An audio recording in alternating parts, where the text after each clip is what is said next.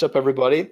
This is the third episode of the BitBoys podcast, and guys, it's 2021, and Yeah. what that means is that this is the 25th anniversary of the Pokemon Ooh. franchise that we all know and love very well, and also hate at times. So I want to talk a little bit about that today. Ethan, what's your favorite Pokemon game? All right. So you asked me this earlier today, and you said that I better come prepared, and I did. And I didn't even have to think about it because I have the number one spot, and it's easy for me.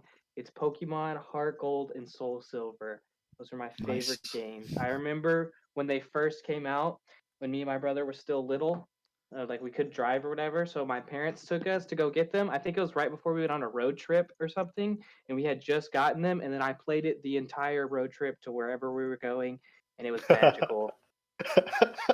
Those are the best as a kid when you just have your DS or Game Boy or whatever, and there's like this one game that you can't. For me, that game when I was growing up was uh it's like Professor Layton and the Diabolical Box or whatever. It's like this stupid puzzle game. But there are those games that like you can't get out of your head, and Heart Gold Soul Silver is like a really good one too.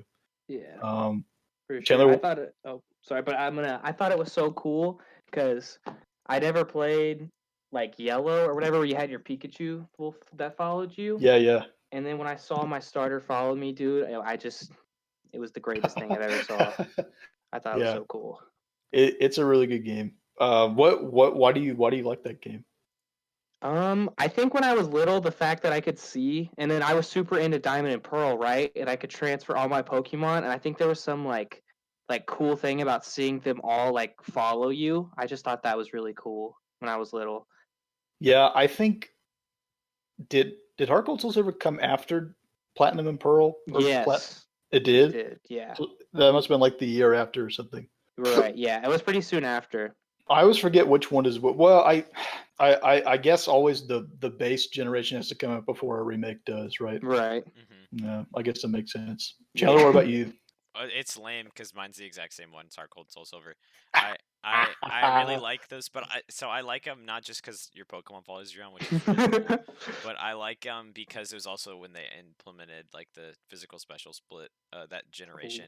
It Ooh, was yeah, Gen Gen 4, 4. and so it was getting like I got to play like a old Silver because that was like one of the first games I played was gold, like Silver and Gold, and then Ruby and Sapphire was the first one I actually beat.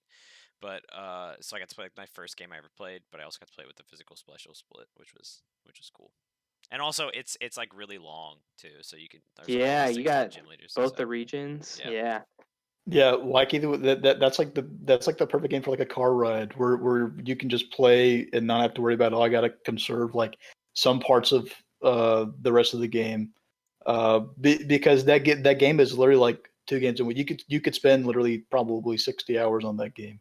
For sure. Whereas in a regular Pokemon game, you could probably put in 30, and that's like but in like the newer games, like in and we'll talk about this in a minute. Like when we get to Gen 8, where you could literally beat that game in probably 10 hours or like 12 or 13 hours, and then everything else is just post game stuff that's literally only for competitive players. I think everything before Gen 6 is just masterfully well done for people who just like to sit down and play a game instead of just catering to little babies who only want to play through one part of a game and then only do that for a few hours and then leave and go do something So else. now you like Gen 3.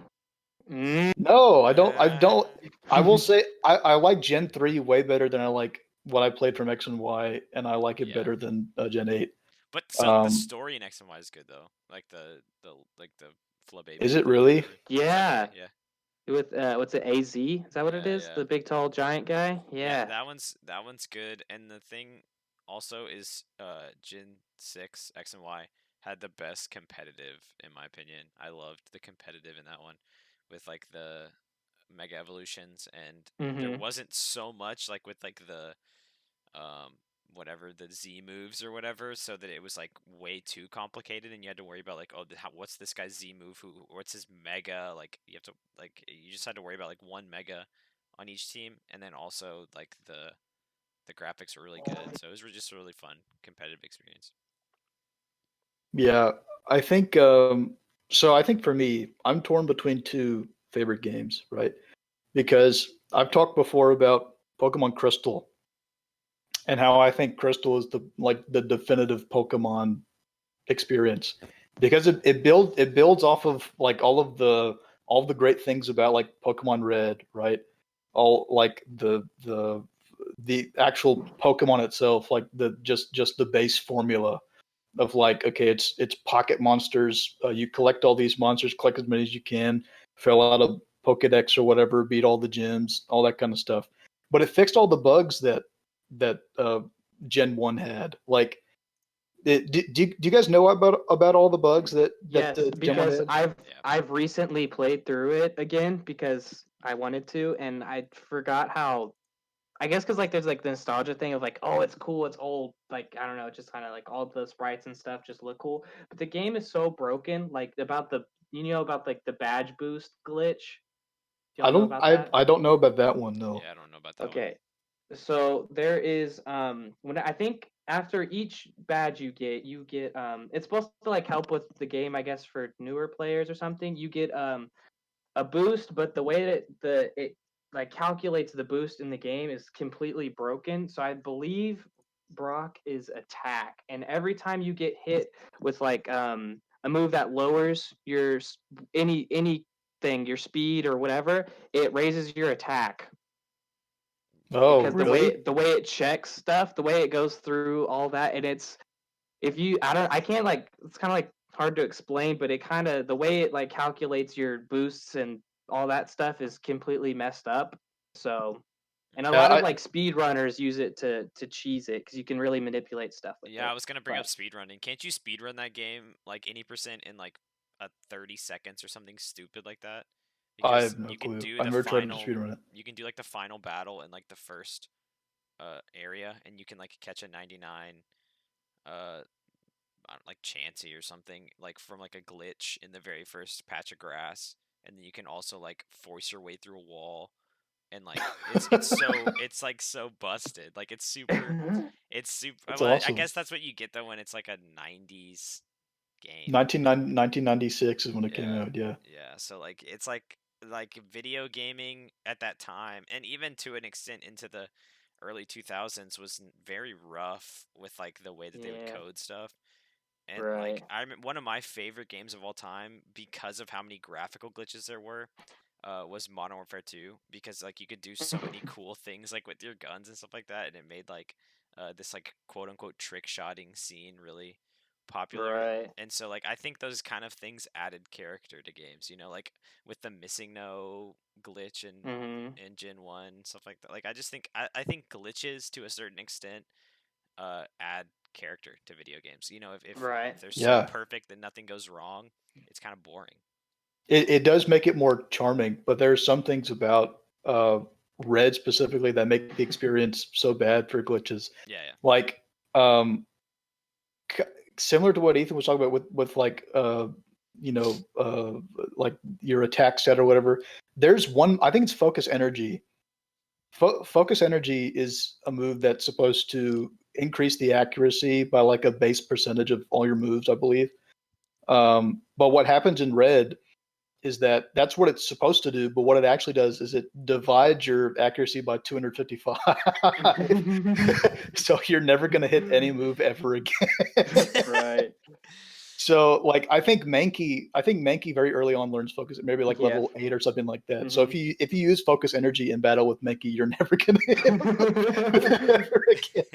So there's that one. There's another one that you can only do with two Pokemon, and I think that's like Bulbasaur's line and Oddish's line, where if they can if you have a Pokemon that can learn both Leech Seed and Acid, then there's a weird exploit that you could do where you can use Leech Seed in the very beginning. And Leech Seed, what it does is it takes just a base percentage off of a Pokemon's health every single turn at the end of every single turn.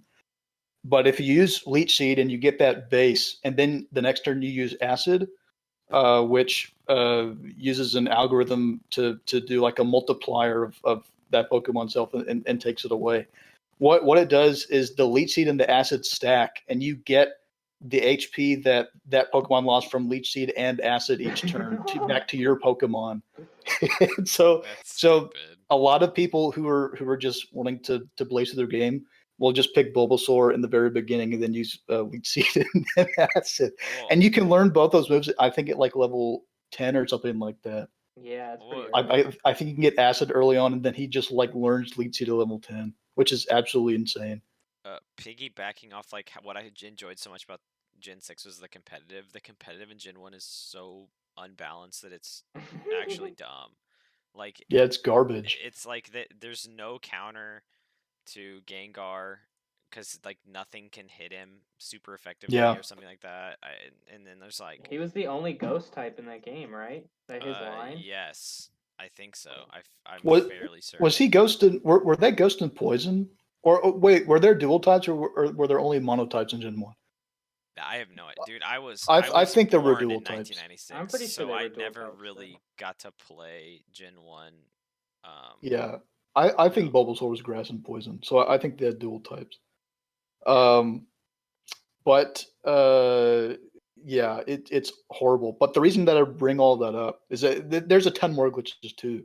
But what Crystal did, which is the very next game in the series, is they kept all of the stuff that was really cool about Pokemon, and they got rid of the stuff that was really bad, like those stupid glitches that we just talked about. And 100% accuracy moves missing. Yeah, yeah, exactly. Like Can't that you happen would never land now? scratch ever. Can't that still Do Yeah. happen what? now? Isn't 100% accuracy mean it's like not actually 100% accurate or something like that? If the accuracy is lowered, then yes, But unless it's Swift or something like I that. want to Like say that you have like a 1 in something because I don't think 100% accuracy and well, maybe this isn't for every game, but I've seen I used to watch this guy that would get himself into what's called soft locks um in Pokemon games where you like get yourself in a situation where there's Where the no only thing you can do is reset the game in order yeah, to yeah. continue. Yeah, but a soft lock means that there's a way out. Um Oh, okay. yeah, and so like that one of the but it's a very very complicated and difficult way. Or maybe I'm not using the term correctly, but there's a way to get out of some of these locks that he gets himself into. And one of the ways to get out was that you had to like miss a move that was a 100% accurate move, and it can happen once in like every 9,000 attempts because 100% accurate the way it's coded, it's not technically 100% accurate. It's more like 99.999% accurate. Which would be so frustrating if like you were doing on like a Nuzlocke run or something like that, and you used like flamethrower and it just missed like for no Yeah, reason. exactly. I think I think there are some moves that like will say that it's like 100% accuracy, but I don't think it's like I said. I don't think it's 100% because like there's some moves like Swift and like Aerial Ace that don't have an accuracy number. They just have so, like a I, dash through them, and it's like a instant hit every time. so Hmm. what I've seen, I think this is from Gen 8. It's probably different in earlier gens, but 100% accuracy moves still have check through accuracy, even though it's 100, so it'll never miss. But things like terrain and like sandstorms and like all that stuff has like makes it so it's not 100% anymore. But things like Swift never have a check that it has to go through. It always hits. I But those still see. Gotcha. have a check they have to go through, Gotcha. Yeah, even though it's I'm not 100. like a So in case competitive there's player, so I don't know all of the ins and outs of these moves. Well, I'm not like a super competitive Pokemon battle or anything like that, but I've played enough competitive to have like a decent grasp on it. But some of the things like 100% accuracy moves or like what goes first between like a single priority move and another single priority move, like sometimes I just don't really know the answers to those. yeah. And I think that was Gen 4. Or no, I think maybe it was Gen 5 where they added the multiple priority, like where some Yeah, priority moves were faster than the other ones. So it like didn't like, extreme speed and stuff like that. yeah, instead of it just being like if you both used priority, then it was Hmm. whoever had the highest speed. Yeah. Oh, it's whoever has. Okay. It was, but it's not anymore because now there's like you said, like extreme speed's always faster than quick attack now. Yeah, yeah. So Yeah, um, but but Crystal, is But one of them. Crystal. Oh yeah, But Crystal. That's what we were but talking I'm about. Did you guys ever play Crystal? Yeah, Okay, I yeah, stole I it from my did. cousin. that's an awesome game. I She still have the cartridge for Crystal. she had yeah. So do I don't I. have the cartridge. She had it at her house, and I asked her if I could have it, and she said no, and so I stuffed it in my pocket and I took it whenever I was like 4 years old or something, and I still have it. I don't think I've ever told her that. That's awesome. I said, "Can I have this?" She goes, "No." I was like, "But you never play it," and she's like, "I still kind of want it though. It looks cool," and I just stuffed it in my pocket. I don't think she ever even noticed. So Oh my goodness, she never figured it out yeah, no, until right now. yeah, no, yeah, exactly. But I'm torn between Crystal and White 2, which I think has in the past been controversial. I don't think the black and white games are very controversial now. Yeah, not anymore. Yeah, I Because I think most think people that really we've like seen those. that like black and white's innovation on some aspects of the way that the just like the general gameplay is. I think we can all look back and understand that that was good and it was beneficial. One of my favorite things about the black and white games is that just like simple quality of life stuff, like you know how like between generations 1 through 4, if you wanted to heal your Pokemon with a potion or something like that, and you want to heal multiple of them, you'd have to heal one, and then you have to go back into your bag menu, select the potion again, and then select use, and then go back and use on another Pokemon. Well, in black and white, it streamlines it so that if you have enough potions, you can just keep using them in the Pokemon menu instead of having to go back to the bag all the time. The same thing with repels. You don't have to like go back in the bag to crack open another repel and spray yourself with it. You it'll just ask you if you want to use Yeah, another that's like one. my favorite Everything part goes out. about that game. Is It's the the best. repel. It's so good. It's really good, but I think probably my favorite part is the Pokemon World Tournament aspect of it. That's like that to me is like an awesome way of like like sort of displaying because what happens in the Pokemon World Tournament is that all the former gym leaders and the and like Cynthia, the what do you call her, Pokemon Master League Master, whatever you want to call her, from the previous game comes in to the World Tournament, and then you can fight her, and that's like a boss battle. So like I love the world, and also I think White 2 is just a really aesthetically pleasing game. Like I don't think everybody like can agree with that, and that's fine. But I think it's just my favorite looking Pokemon game. It just looks great, and everything is just excellent about it, and I just love it a lot. I'll say this: Um, I really, really, really like um some of the art styles of the actual Pokemon. Not all of them, obviously. Not like freaking Vanillux or whatever. The like the okay, that's loader. debatable. But like some of them are like I really liked the Braviary design. Ooh, yeah. I liked a lot of the I Gen like 5 the designs. Drillbur and Excadrill. Those are But yeah. the thing is I just hate how skinny my character model looks. My the pixel art for your character model. Like it's like it looks like I haven't eaten a burger in like 15 years. Like my Well, maybe mother one day. starved me and then sent me out and she said, "All right, go catch Pokemon, you little dweeb." Well, Chandler, maybe one day when you're fat like me, you'll wish to be skinny like Yeah, that might be. Is the that why character you in your game. enjoy the art style of that game so much? It It's yes, a it is it's a sweet actually. escape from reality. It's Um, but it's like no, looking I. to me. It's like looking into a window into an alternate reality. It's just that's you get to escape into yeah. It's Oh, the guys. So I have something funny. This happened this morning. So I've had a really weird sleep schedule, right? Like I've been sleeping like on and off for like 2 hours, like the last few nights. And I guess I had some type of like weird dream in between it. I don't remember what happened, but this kind of goes with what we're talking about. When I woke up this morning, I went to bed at like 5 or 6 o'clock in the morning, and then I woke up at like Late. 7. And I guess I was dreaming in between then. And then I woke up this morning, and I was like in one of those like half awake, half asleep like kind of states, and I Yep. was trying to decide which Pokemon I needed this morning to bring with me, and I was like in my head like really debating. I'm like, man, like I don't know which one I should bring. And I like had like this image of me looking in like the Pokemon PC and like trying to figure out which ones to pick, and then I realized I was awake, and I'm like, oh, I don't, those aren't real. So that happened this morning, and I thought that was kind of funny. I always used to. I always used to which dream. Pokemon did you get? I don't remember, but I'm pretty sure the PC was just filled with Chanseys for some reason. So I was trying to debate which Chansey was the best Oh one, I guess. my. I don't remember. Nice. Yeah. Chansey? It was all Chanseys. What? And it wasn't the whole box, it was just like the first row, and it was all Chanseys. Having some Chansey is like weird my least favorite Pokemon, fever sex honestly. dream about Chanseys. I guess, dude. I don't know. It was weird. I hate Chansey. But you were talking. Chansey's lame. Sorry, you were talking about how they added like quality of life features Yeah. in Gen 5 that made it Yep. one of your favorite. I like how they've added quality of life features throughout the generations, but I feel like it's gotten to a point now where there's nothing left for them to do, and so they just add these features like the fact that you can do XP share for all of your Pokemon and stuff Yeah, I like hate that. that. Also, the in Gen 8 where you like don't even need like the Pokemon Center to like change out your Pokemon or whatever.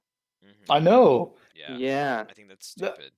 I think the commonality between what we're trying to talk about here is that all of our favorite games are generations 1 through 5, which is the pre-modern era. Right. For sure. Yeah. Everything after, I think, Gen 6, as far as an actual Pokemon game, is kind of like, well, what is this? You know, like if Sun and Moon, I've never played Sun and Moon for good reason. If if Sun and Moon are the worst games, well, if Sun and Moon are the worst games, that's fine. But I really didn't like X and Y, and in the very beginning, I liked Sword and Shield. But the more that I think about it, the more that I'm like, well, that this game actually isn't very good, which is kind of disappointing because um, Sword and Shield really could have been something awesome, I think. But it didn't hit anywhere near the mark. It could have been the Breath of the Wild of Pokemon games, but they turned it into Yeah, exactly. this. And don't get me wrong, like the wild area is like totally an excellent step in the right direction, right?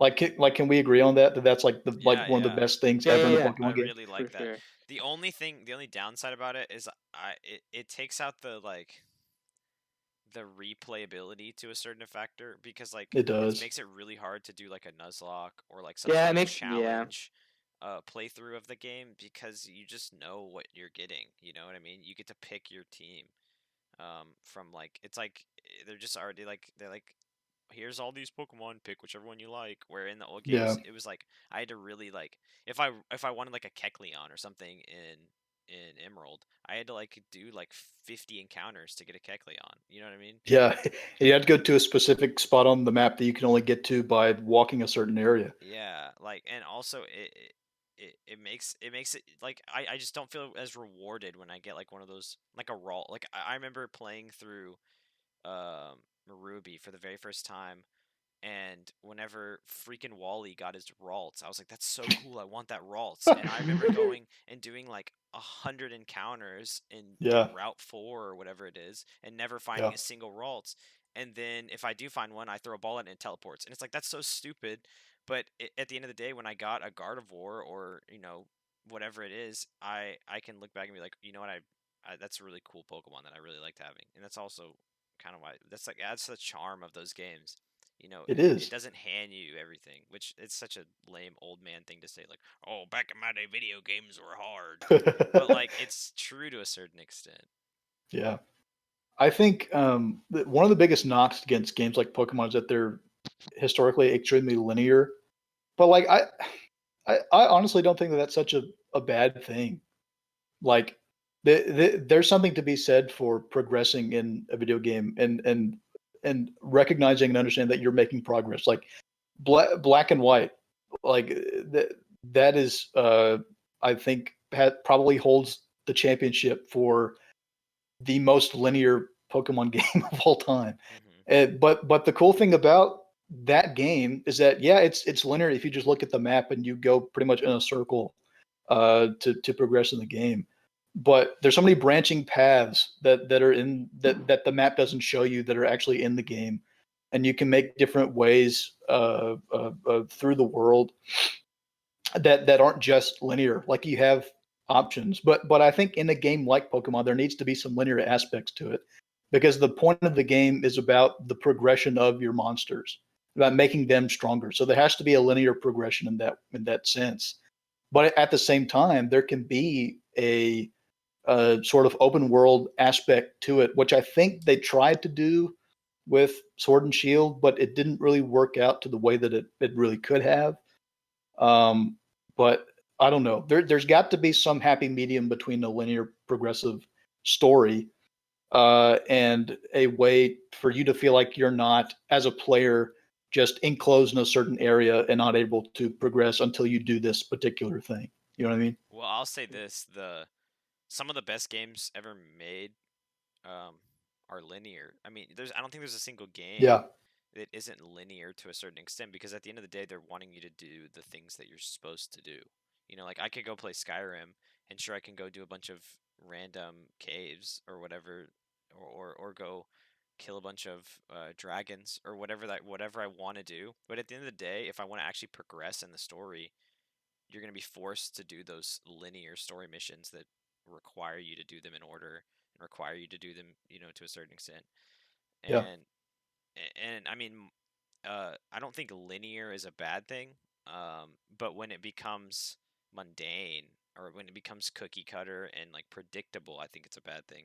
And I think that's kind of what people was one of their complaints about the Pokemon games was that they became so repetitive and cookie cutter. Like there was no nuance to the game. Like the things that they changed were things that no one really asked for. Like like the fact that I can bank my Pokemon in Sword and Shield without having to actually go to the like Pokemon Center. Like that is something that no one really wanted. Um, and so I think the key to and this is something that Nintendo games that really haven't done a very good job of is listening to the audience that you're actually selling those games to. Like, what do these people actually want? Do they want Yeah. me to make this game have a bunch of Pokemon 3D Pokemon models walking around in an area, or do they want to have a game that feels like a Pokemon game but looks like a current gen game? You know? Yeah. That's a good point. I think it it's just so hard because it's extremely hard to please like a typical, not a typical, but like a general Pokemon fan Hmm. because there's just so many things that we that we as non-developers and people who don't make video games can think of and implement that seem very simple, right? Like just have an aspect of the game where it doesn't feel like you're boxed in or that you don't have options. And then we get games like Sword and Shield where we have these like you're talking about Chandler, like the like the box or whatever, where you can be out in the world, not have to be at the actual Pokemon bank, Hmm. but you can like that's a quality of life thing that's like cool, but what's the purpose of it? Yeah, Right? yeah. Like, what is that going to help me do instead of having to fly back to the Pokemon Center? Like, is it going to help me explore more? Well, the game's not big enough to explore.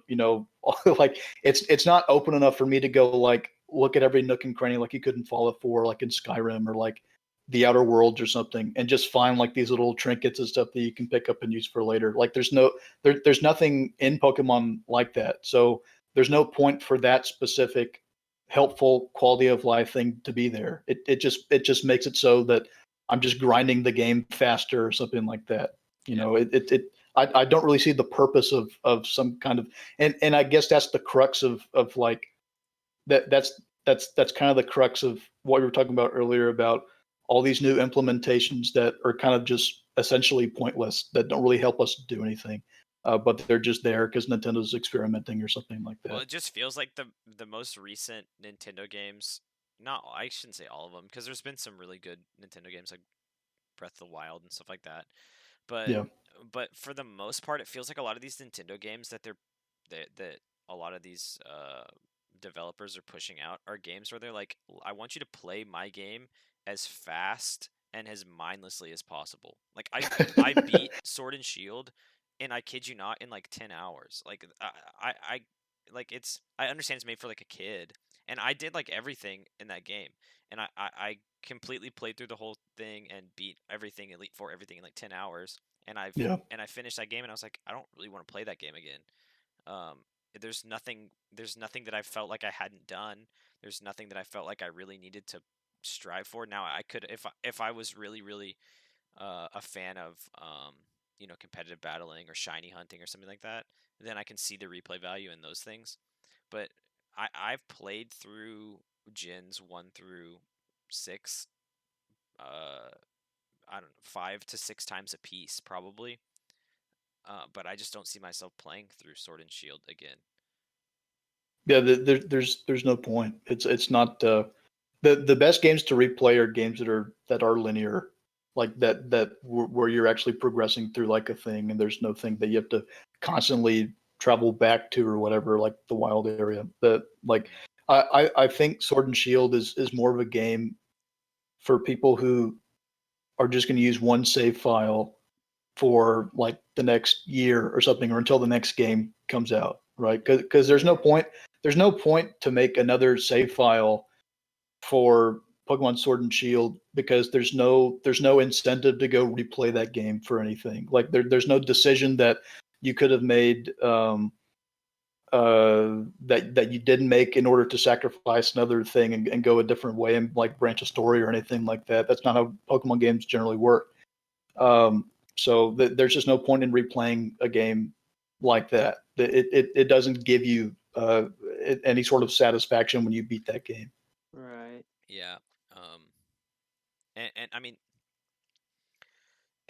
you're never gonna have, unless they like release like 10 straight awful games. You're never gonna have like people hate Pokemon. Like that's just not gonna be a thing. Like people our Yeah, age and even younger, and heck, even older, people yeah, just love the brand and the franchise that is Pokemon. It's like an identity for a lot of people. And so I feel like to a certain extent they have been very comfortable in not taking any sort of risk in their game. They're like, let's make these games as easy as possible so we don't have people complain about them and so kids can play them, and let's not really do a whole lot of things that are pushing the envelope or anything like that. I yeah. just, it just feels like they haven't they've stayed the same model, you know, but they haven't made any improvements on that model. Right. So, Um, so we've aired a lot of our grievances, mhm. but like we said, this is the 25th anniversary of Pokemon, and what happens typically during like a 25th anniversary, right, is that something typically big happens that people are like, oh, this is really cool. Like for the Legend of Zelda 25th anniversary, I think that was the year that Skyward Sword came out, and and contrary to a lot of what a lot of other people think, I think Skyward Sword was a good game. And what Zelda did is they came out with a bunch of really neat stuff. Like they made a really cool orchestral soundtrack of all the things, which I actually have the CD of somewhere. But I listen to that all the time, and that came. But the point is that there's a bunch of cool stuff that comes out of a 25th anniversary. So like Ethan, what are you hoping to come out of this year for the 25th anniversary? What's like the top of the wish list for you? You think for Pokemon? Well, for me, it would be Gen 4 remakes. Yeah, I would like that very much, but I don't think that's gonna happen soon. Just because with the DLC with Sword and Shield, I feel like they're trying to make that like this is a little off topic, but like a hub kind of for just like Pokemon in general. yeah, And I don't think it works well with that with the way the game's set up. So I don't know, but I think the remakes for that would be cool. Also, I don't know. That's probably about it. I would say I don't know. I haven't watched a Pokemon. I'm sure there's gonna be some kind of movie, but I haven't watched a Pokemon movie like a recent one, Oh and yeah. I don't know how long, and I don't really care to. But I'm sure they're probably gonna do some type of movie or TV special or something for that. But I would say definitely Gen 4 remakes would be what I what would was want. what was one movie where freaking it was a Pokemon movie, and at the very end Ash was like about to die or something like that, and then Pikachu was there beside him, and Yeah. Pikachu talked to Ash in like this little anime ooh girl as Oh, what as movie he was was drifting off that? to sleep. What movie was That was that? so I remember. I never watched that movie, but I've seen the clip of that. I don't know what it's from, but I know it's from a movie. Was it's from that not like the very first movie? Didn't he almost no die in the first It movie? no that a similar scene happens, but Okay, no, okay. this is like a more recent one. I keep it's on Netflix, I'm pretty sure. yeah. Oh, okay. But it had Esper in it. Oh, So so I don't know if that's like a Gen 5 movie or I don't remember, but I bring that up because that freaking movie is the most cringy thing I've ever seen in my life. I think it was called Pokemon. Oh no, it wasn't Esper, it was Marshadow, sorry. So I think it's Oh, Pokemon I Choose You. I think that's the movie. okay. So that I means think it was it's on probably Netflix. like Sun and Moon something. Yeah, maybe. Yeah. Yeah. So I looked up the what happened on the 20th anniversary for Pokemon because that felt like that was like very recently, which it's been 5 years since then, which is pretty crazy. Yeah. But that's when Pokemon Go had came out then, and Yeah. also Red and Blue got put on the eShop for the 3DS and stuff or whatever it's called. I think that's what it's called. Really? Yeah, that got put on 2016. I never had a 3DS. I definitely would have bought it if I had three. I Oh, would definitely yeah, have bought that Red and Blue. happened, and I think there was a bunch of Gen 1 event Pokemon like Mew and Mewtwo and all that kind of stuff that you could get. Yeah. So, but Yeah. What about you, Chandler? What do you think? What would you like to happen for this 25th anniversary of Pokemon? I don't know if I have like a wish list or anything, but I do think Gen 4 remakes would be really cool. Um, I I think like I don't know. I really did like Pokemon Go when it released. So if they did something, I doubt that they would. It's been only 5 years, but something, some sort of new Pokemon experience thing would be cool that everyone could partake in. Not something that's like weird, like I don't know. I'm just making up some terrible idea, but like some weird Pokemon like You should be a game VR game, dev. something stupid that no one's gonna dude, they should play. make a new with the dungeon Pokemon game. That'd be cool. The Oh mystery yeah, dungeon. Mystery It'd be Dungeon. kind of Those were Oh cool. my fun. goodness. Oh my goodness, you're so right. Oh my goodness, Pokemon Mystery Dungeon would be so that would be so sick. That was like one of my favorite games when I was a kid. Oh, you know what? I don't know if you guys ever played these. This was another spin-off game, the Pokemon Ranger games. Did y'all Yes, I ever those were play loved those? fun. Shadows of Olmia was a Yeah, great game. those were really Yeah, fun. that'd be kind of interesting. I don't know how that would work on the Switch, but that might be something like It different probably and would. fun. Yeah, I think that French they made like I think like three of those games. I think they're done probably. yeah. I doubt they would ever come back, but those were cool for the time. I remember getting those when I was younger, and I thought they were cool. Have you Did you guys never ever? play Ranger, Chandler? No, yeah, I did. I did. Oh, okay. I played it. Have you guys ever noticed how like gimmicky all the Pokemon games are that aren't the All main the games? spin-off ones. Yeah, Yeah, they're so they're pretty gimmicky. yeah. Like Snap and stuff like that. Yeah. But the new Pokemon Snap's coming out this year. Oh, I think the new one is coming up this year, and I'm definitely getting that game. I confession, I never played Pokemon Snap, and it doesn't seem like a game would have any interest in. Is that a bad opinion? Is it a no. good game? I don't think so. I No. never played. I didn't play the original one, but I watched my brother-in-law play it, and it looked really fun because you got to like explore like a giant. I don't remember if it was an island or not, but it was some area, and you would take pictures of all these Pokemon, and that's how you would add them to the Pokedex. I mean, it was just a really fun experience. Yeah. I don't know if they'll have like all 900 Pokemon in this new one. I kind of doubt that. But I think it would be fun to get nonetheless. Pokemon Snap to me is kind of the Pokemon equivalent of Animal Crossing. You know, like Animal Crossing is a game that you're really like fun to play for like the first 15 hours and you're glad to have. But for people like us, like Animal Crossing is like not a game that we would just play all the time. Yeah. Yeah.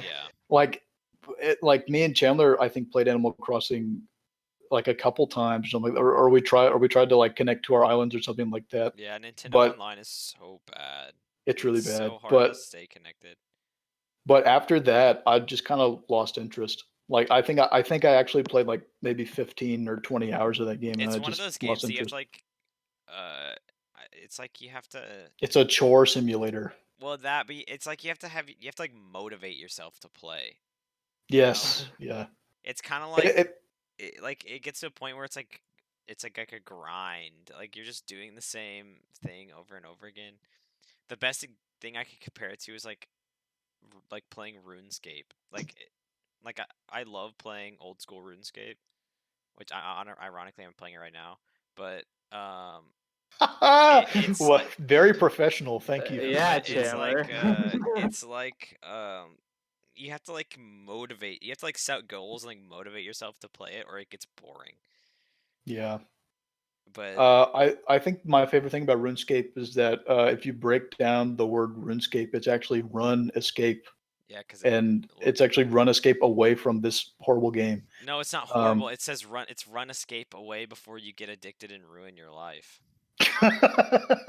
It's like back in like the World of Warcraft peak of popularity. They called it World of Warcrack because it would like ruin your life if you started playing it because it's so addicting. what's your RuneScape favorite, has a Chandler? What's your similar favorite vibe. World of Warcraft text emote? Like Keck, like Keck, something like Keck. What's your favorite World of Warcraft thing like that? ASL. Well, are you talking about like in-game emotes, like where you Yeah. like you'll? I like the slash spit one. That one's cool. When you like if you're in like a PV like a classic WoW like a WoW classic server and you like gank some kid or like like you're sneaking around and you like sap him whenever with sap's a move that you can use as a rogue and you'll like stun them for a certain period of time. I can't remember the exact amount of seconds, but you'll like stun them for a certain period of time and then you can like slash spit on them. So That's awesome. yeah, that one's pretty fun. I think Keck is probably my favorite. Isn't that like how the It's orcs say LOL or something like that? yeah, yeah. So when you're on like a different faction, if you're on the like if I'm on the alliance and an orc speaks, it'll come out in like a different language because like you're not supposed to be able to talk to each other or whatever. And so like if some orc will say like LOL, it'll come out as Keck. But I don't think it's always that. If I'm not mistaken, I'm pretty sure it's like a random generated word for like every word that you post, and so it's not always going to be Keck. And now I could be wrong. It might always be Keck for LOL, but I think it just gained popularity because anytime someone would get killed from like a different faction and they would say like LOL, it would always just say Keck. So like if you got like if you died in like a PvP setting, like in like a world PvP setting or something like that, and someone typed LOL, it's just Keck, and so that's why it got popular. Nice. But I don't, I could be I'm gonna wrong, but I don't say think it's always Keck if you type LOL. Keck next time that I kill someone with a sword or something like that. Yeah. Like in real life, because I do that all the time. Hmm. Well, Ethan knows. I tried to kill him one time. I don't watch Twitch a ton, but is Keck W related to Keck, like the World of Warcraft Keck, I have no clue. I or is don't it like use a Keck completely W as unrelated a thing? emote. I Um, only use poggers. I only use poggers as Twitch. It was especially when someone like dies on camera. I say poggers. Because I know, is it Poggy, Keck W like PogChamp. a laughing emote, like a I think so. it's just old a guy Twitch emote. Yeah. I know, but isn't it like an old guy laughing, like Yeah. Yeah. Yeah. I Yeah. think like so. that old clip of that it's like a radio or like a talk show or something like that, and this dude's just like dying laughing in like some foreign language, and that's like a picture. It's like a picture of that guy, but um, I'm assuming it probably has it's some relation there. Yeah. Okay, so did you guys see that Jake Paul got sued by Conor McGregor's team? Oh, also, wait, before you say this, I just want to let you know that we've mentioned the Paul brothers every single This is a episode of Jake the Paul We have? podcast. we had. So I went back and I watched the first one, and we didn't talk. We only talked about it for like maybe like Just 10 in seconds, passing. but we definitely have talked about the Paul brothers every single podcast so far, and it's a tradition that I hope stays. Yeah, it needs to be a recurring segment. Yeah, but, yeah, Little did you but- know this was actually just a Jake Paul and Logan Paul podcast. That's all we're talking about. They're pulling the strings. Yeah. They're actually the ones that are forcing me to talk about this right Yeah, now. we're media plants for the Paul brothers. But freaking Jake Paul got sued by Conor McGregor's team. Right, for slander, right? Yeah, pretty much just because Jake Paul wants to fight Conor. He's so insulted. So He I don't wants know to what fight. happened, but I've seen the clip of him like crying on Logan Paul's podcast over it or Yeah. whatever. I've seen that, and I thought that was pretty funny. But Which is really manly, huh? Yeah. But the reason that he was sued is I'm almost 100% sure he said that he would knock out Conor McGregor's wife. I'm pretty sure oh, that's I why didn't he know was that. sued. I'm almost certain that's why he was sued. It was either He that. said he would knock out his wife. He said Yes, that. What? I'm not joking. So To get him to stupid. fight him. That's. I mean, I guess. So it's like Jake Paul, like Ethan said, is like crying on his brother's podcast, and he's like they made me pay them so much money for something that I did not do. I swear I didn't do it. Well, it's such a. But like apparently there's like video evidence of him saying that he would knock out somebody. That's such I a think it was weird Conor McGregor's wife. thing to say. Like, imagine getting in like a verbal confrontation with someone. It's like, bro, I'll knock out your wife. Like don't let your wife get around me, bro. She's getting a knuckle sandwich, bro. And the other guy's like, "What'd you say about my wife? What'd you say about my wife?" That's right. That's right. I'll knock her out, bro. I'll knock out your wife. Okay, so this article from sportskita.com says Jake Paul began by saying that he would knock out everyone in McGregor's team, starting with training partner Dylan Dennis. What's the source? Sports Kita? Sportskita, 2 E's. I sent it in the group chat. Well respected source. Well, yeah, the verified Sportskita, the ESPN subsidy. But it says Jake Paul claimed he would knock everybody out on Conor McGregor's team. They said the trash talk would soon escalate as Paul went as far as to insulting McGregor's soon-to-be wife, Dee Devlin. And this had even Jake Paul's older brother, Logan, in disbelief. So imagine that you get to the point in your life where you say something that Logan Paul is even shocked that you would say something like that. Right. And mind you, Logan Paul filmed a dead body in the forest. What? and he uploaded it to YouTube. Does anyone know what he said? Does he insulted her? You just call her so ugly. it says specifically that he would knock everyone in McGregor's team out, starting with Dylan Dennis.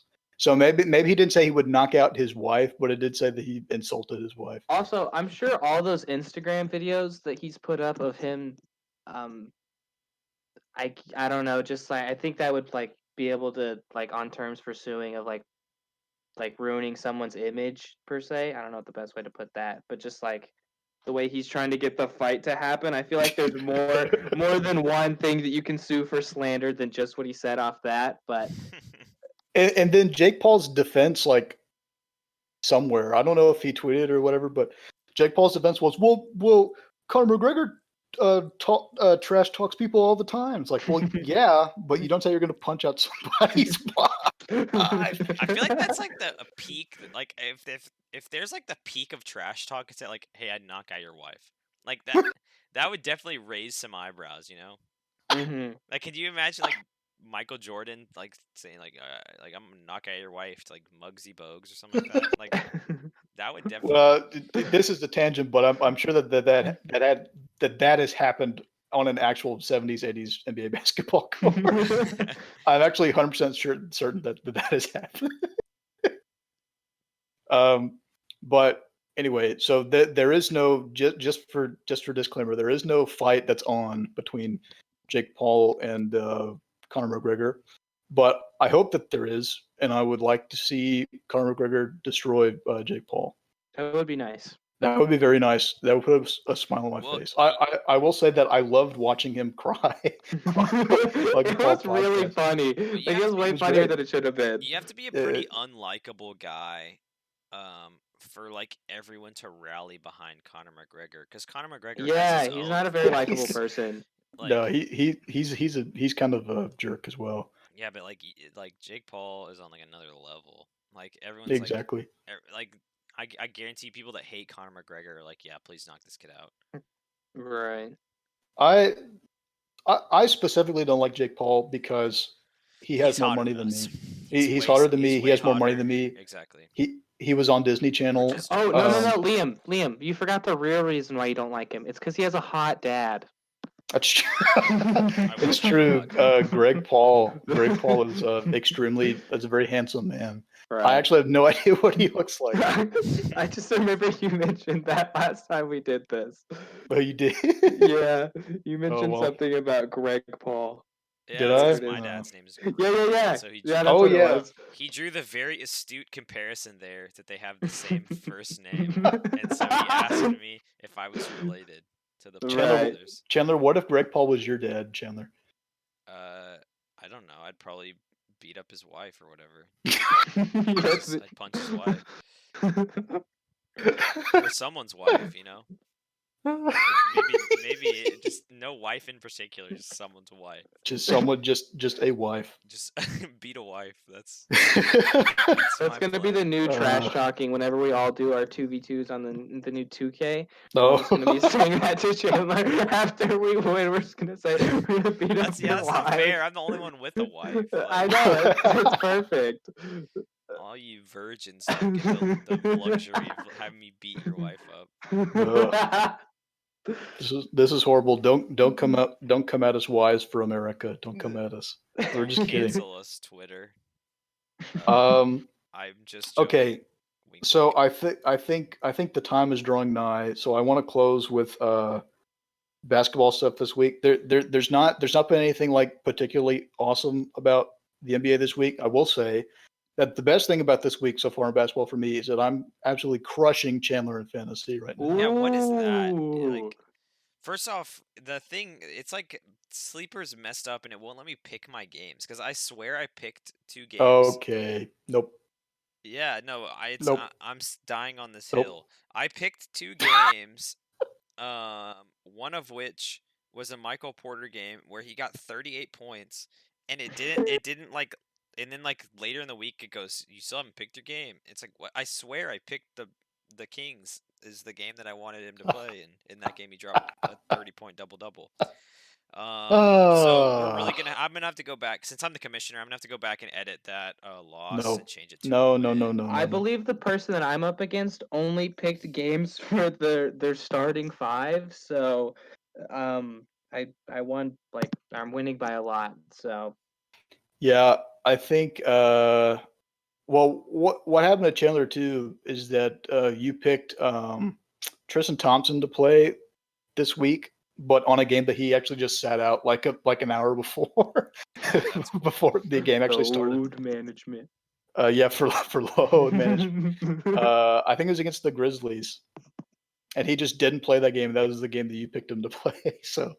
Which was a good game to pick for him to play, because Jaren Jackson's out and John Morant's out, so all the boards would have been his. Exactly, that's what I'm saying. I'm an elite basketball mind, but I've been shafted by one the system at which we're playing on, and also 2 by the NBA coaching staffs that don't want me to win week to week. So it's an uphill battle, but I will find ways to win. I'm also 1-1. It's not like I'm out of the. Well, you haven't lost yet. Well, I have. You scored 230 points, which is, I'm pretty sure, 30 points more than anyone else in our entire league.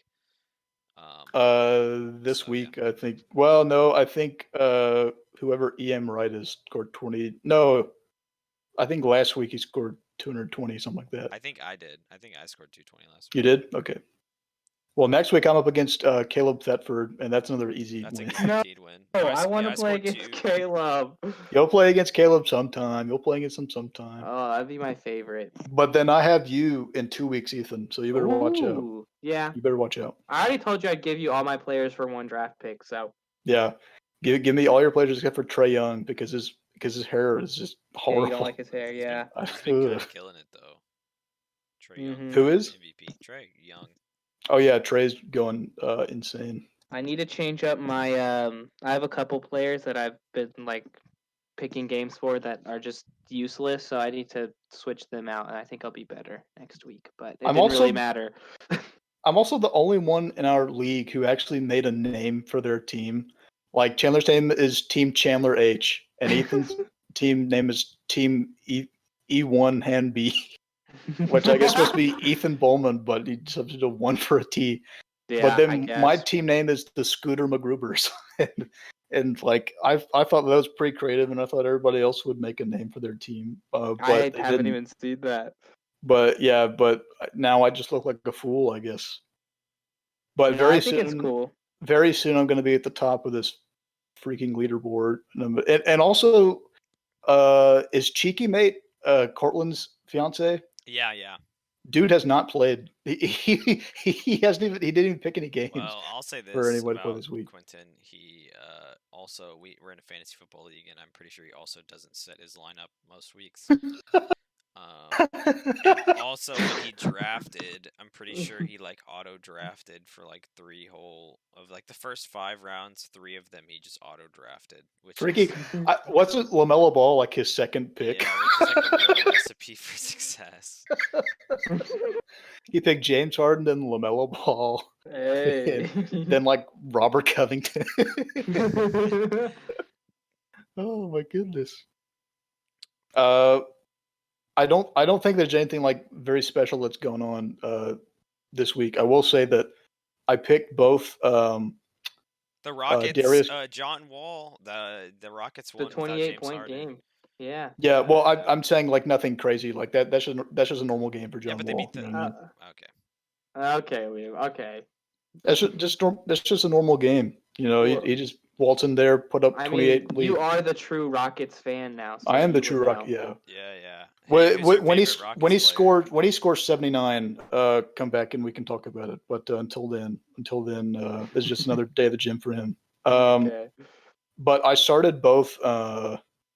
I started both Darius Garland and Colin Sexton against the Knicks, who I thought would be like an easy win because the Cavaliers, who Colin Sexton and Darius Garland play for, started off the season 3-0. I was like, okay, maybe they're doing pretty good. And Darius Garland in like his previous in like all 3 of those games put up like 25, 28, 27 points like in each game. Mm-hmm. So I was like, okay, maybe I'll just start him instead of Kyle Lowry this week, and he only gave me 17, and then Colin Sexton gave me 13. I was like, oh, well, I made a mistake.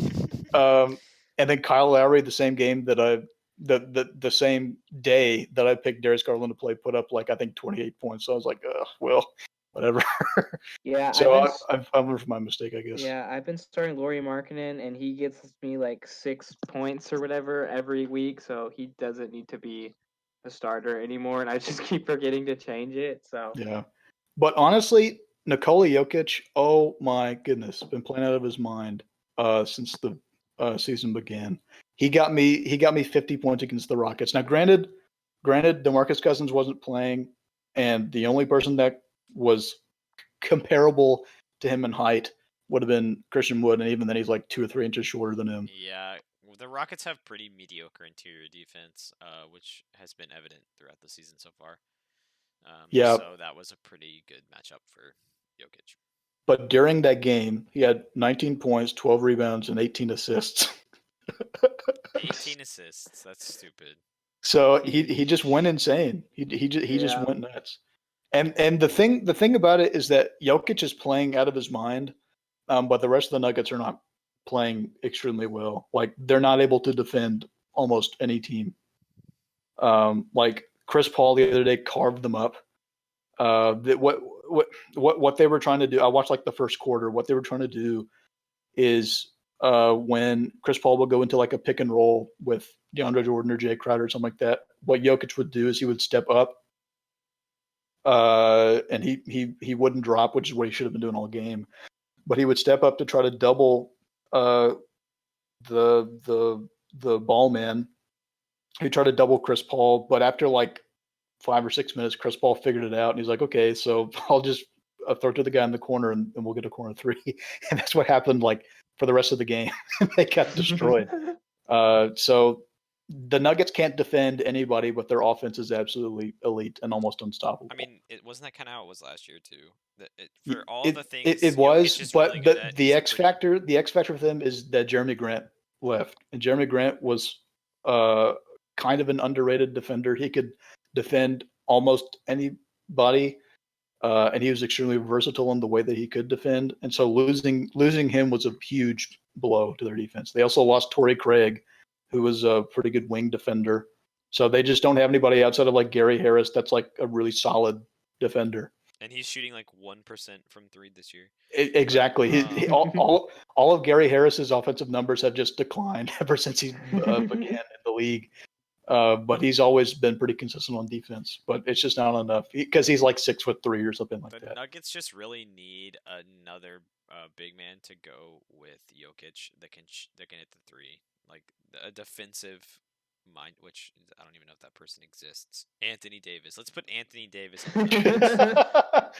Yeah, let's see if the Nuggets can trade for Anthony Davis. Yeah, while also keeping Jokic and Murray. Give him Gary Harris.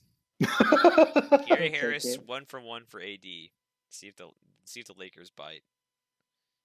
I think the Nuggets would go like $100 million over the salary cap or something stupid like that if they were to get. Yeah. Well, what if we did this? What if we got rid of the salary cap and just get rid of it's like the 2K. It's like in 2K. Yeah, every year you can choose to abolish a salary cap, and if the team say no, you can override it and say yes, we're abolishing salary cap. I'm signing AD, Kyrie, LeBron, Kawhi, Paul George, Kobe. All on my team, max contracts. Everyone's getting a max contract.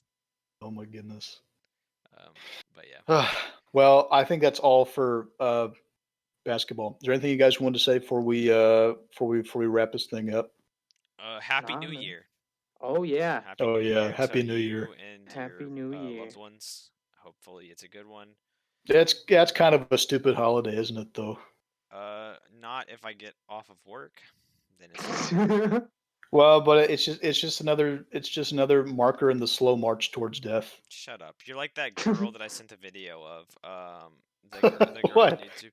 She's like, it's like that. It's like a really old clip of like these two goth girls. I think it's. That. Yes. She's like, Happy New Year's, America.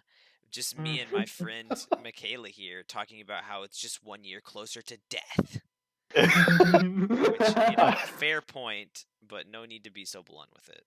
I never watched that video, but yeah, it's a great video, and you need to watch it. Yeah, it's really. I have seen it. I didn't watch it when Chandler sent it. Oh, okay.